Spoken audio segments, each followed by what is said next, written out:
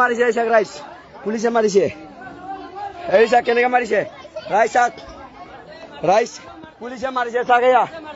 এইটো ন্যায় লাগিব কিন্তু প্ৰতি কুবৰ হিচাপ লাগিব হেমন্ত বিশ্ব শৰ্মা ডাঙৰীয়া এইটো লাগিব ধিক্কাৰ দিছো অসম পুলিচ ঘৰত আছো কিয় মাৰিব ঘৰত আছো মাৰিব কিয় ঘৰত আছো মাৰিব কিয় নহয়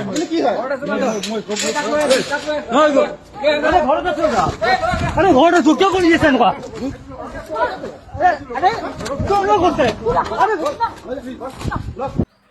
ধিক্কাৰ দিছো এইখন চৰকাৰ ধিক্কাৰ দিছো অসম পুলিচ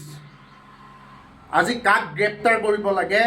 আজিৰ দিনত আৰু কাক গ্ৰেপ্তাৰ কৰিছে ভিক্টৰ দাস অজয় ফুকনক গ্ৰেপ্তাৰ কৰি আজি এই চৰকাৰখনে প্ৰমাণ কৰি দিলে যে জোনমণি ৰাভাৰ দৰে আৰু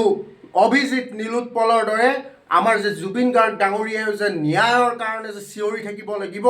আমাৰ অসমৰ ৰাইজেও যে জুবিন গাৰ্গৰ ন্যায়ৰ কাৰণে চিঞৰি থাকিব লাগিব তাৰে প্ৰমাণ দেখুৱাই দিলে যোৱাকালি এটা লাইভত দেখিলোঁ এটা চোৰে এটা লাইভ কৰিছিলে চোৰ সি অসমৰ মাটিত এতিয়া পৰ্যন্ত আজি এক সপ্তাহ উকলি গ'ল ভৰি দিবলৈ তাৰ সাহস নাই সি আকৌ লাইভত আহি লৈ পেলাই কৈছে যে জুবিন গাৰ্গক নৰ্থ ইষ্ট ফেষ্টিভেলত মই লৈ যোৱাটো মহাপাপ নেকি ঐ চোৰ শুনি ল মহাপাপ নহয় জুবিন গাৰ্গক লৈ যোৱাটো কিন্তু জুবিন গাৰ্গ এটা হীৰাৰ টুকুৰাক অসমৰ সম্পদক তই নি যি অপব্যৱহাৰ কৰিলি ক'ত গৈছে দলনিৰ পোনাৰ নিচিনা এৰি দিলি কিন্তু এইটো তই বহুতেই ডাঙৰ অপৰাধ কৰিছ আজি জনতা ৰাজপথত জুবিন গাৰ্গৰ ন্যায়ৰ কাৰণে কিয় ওলাই আহিছে বাধ্য কোনে কৰাইছে এইখন চৰকাৰে কৰাইছে বাধ্য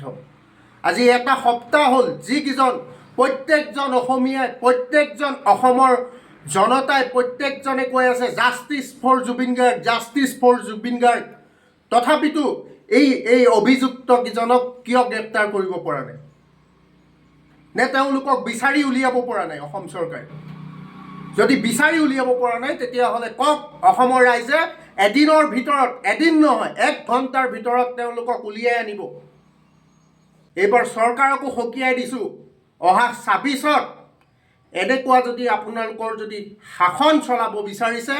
এনেকৈ যদি অসমীয়া ৰাইজক যদি বাৰে বাৰে যদি প্ৰতাৰণা কৰিব বিচাৰিছে তেতিয়াহ'লে 2026ত